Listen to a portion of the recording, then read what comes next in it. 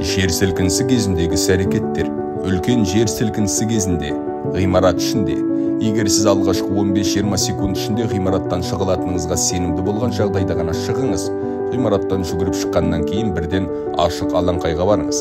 Егер сіз ғимаратта қалсаңыз, алдын ала таңдалған салыстырмалы түрде қауіпсіз жерді паналаңыз. Көп қабатты үйде сыртқы есік ашылып, босағасын паналасаңыз болады. Егер сылақтың, шамдардың, әйнектердің құлау қаупі болса, үйдегі үстелдің астына жасырыныңыз.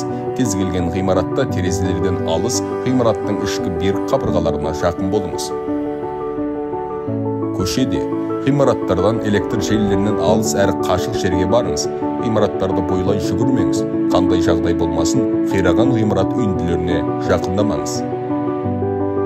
Егер сіз көлікте болсаңыз, ашық жерге баруға тырысыңыз, бірақ зілзала тоқтағанша көліктен шықпаңыз.